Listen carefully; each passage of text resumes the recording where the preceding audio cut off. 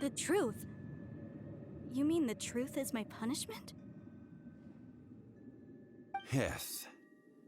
The truth that I am about to tell you shall be your price to pay for breaking the contract. I'm afraid to say that the god of salt, Havria, was not the powerful god you imagine her to be. Rather, she was a small and weak god who yielded to all other gods. When it came to war, she lost, never able to win a seat among the seven. What? During the Archon War, the gods of this world used all their strength and cunning to vie for control of Teyvat. But Havria instead chose to flee. She thought that by giving up before a fight could start, she could save herself and her people from the war. However, during such a long war, there is no end to the advances of aggressors. After making countless concessions, Havria lost all of her lands, until only one small haven remained. No. No! It can't be so. In her last days, she had not even a single blade to defend her people with. Not even a single blade? Then... This sword is not a relic belonging to the god of salt, but is instead the murder weapon used to kill her. Murder weapon? No! That's not true! That can't be true! You're trying to test my faith in the god of salt. As I said before, I only state the facts. Preposterous! You are a follower of Morax! Don't try to trick me!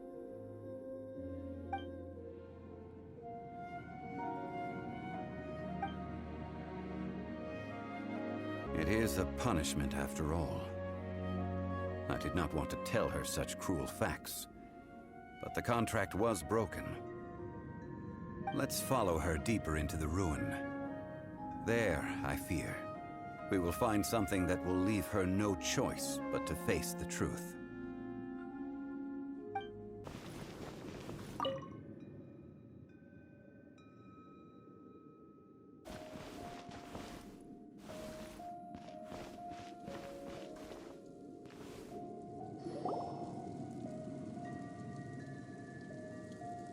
What are all these? What did they see? What did they do? What happened? Since you do not trust me, let us continue onward.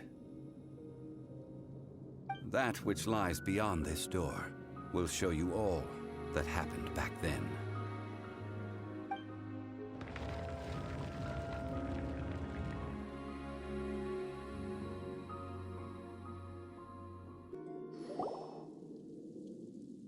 This is the scene of the crime. Havria's body dissipated, leaving nothing but these traces of salt. Her dying moments have since been frozen in time to this very day. The story continues that some among her people realized at last that this gentle, kind, but weak god could never protect anyone in wartime. The Archon War was cruel in the extreme. Instead of consigning her to the agony of defeat, they thought perhaps it would be better to give her a quick release.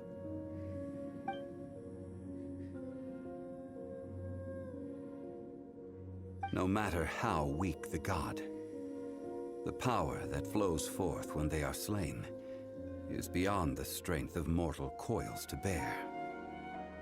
Those who could not flee were thus transformed. Those of her people who were untouched by this disaster left for Liyue, where they sought refuge with Rex Lapis. Their descendants feared Havria's remnants and lived in terror that she had laid upon them an eternal curse. So they risked their lives to come here, to break the sword, and offer up obeisances in hopes that her anger might be appeased. But they need not have done so. For how could a god who had never once resisted, even till the end, nurse hatred for her people in her heart?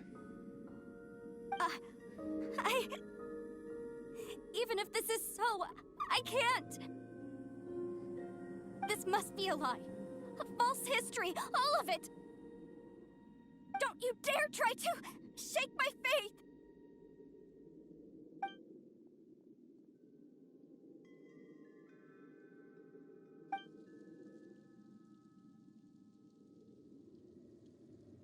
This is the price she must pay.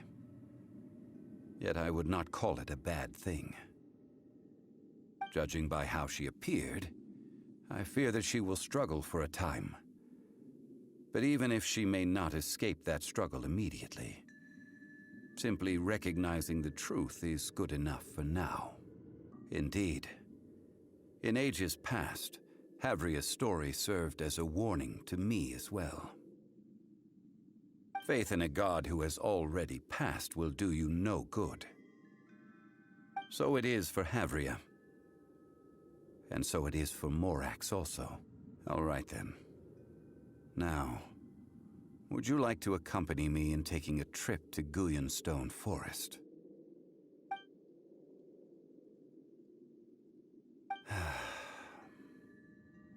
Treading old ground, telling old stories. One cannot help but be reminded of old acquaintances.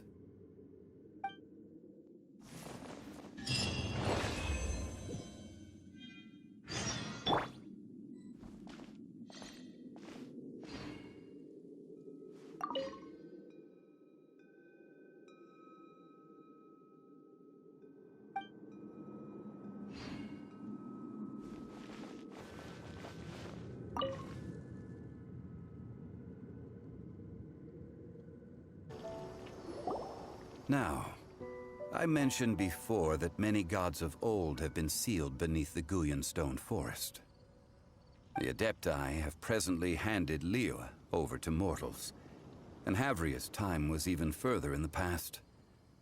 The Salt Chalice and Salt Ruler that she left behind should not return to Liyue. To leave them here is to let them slumber. And it is also a homecoming. I ended an era with my own two hands. I've always wondered how I should remember that which I ended. Now then, it is time that we consigned both the Salt Chalice and Salt Ruler to the sea.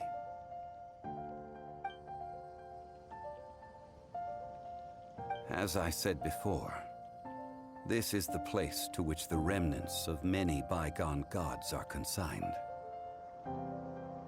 This includes Osial, Overlord of the Vortex, who the Jade Chamber most recently returned to this ocean prison.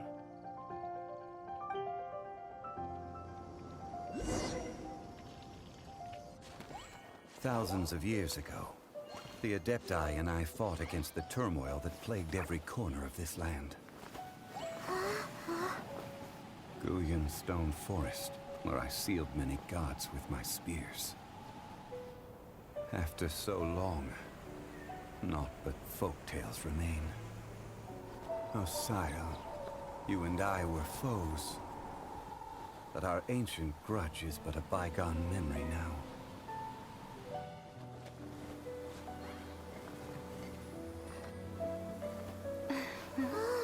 May that which Havria has left behind be yours to subsume.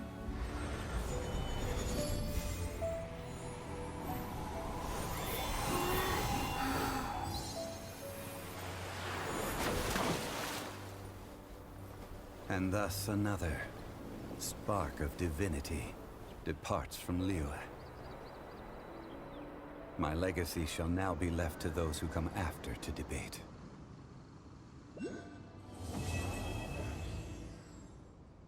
I will remain here for a while. I fear that moments of reminiscence like this can only grow fewer. We did not measure right and wrong during the days of the Archon War in the same manner as we do today. Of course, as I am now, I only wish that she could have lived in a gentler time. I fear that moments of reminiscence like this can only grow fewer. Though the Salt Chalice and Salt Ruler do have power in their own right, they are nothing before Osayo. If a day comes when he should recover his strength and return, I believe that even so, he will be defeated once more. I fear that moments of reminiscence like this can only grow fewer. That is a good question. In the past, I might have given you a most specific answer. But now... yes. I suppose I will continue in my role as a consultant at Wangsheng Funeral Parlor. But if this journey was to your liking, why don't you come along the next time I am seeking to preserve memories of Liyue's past?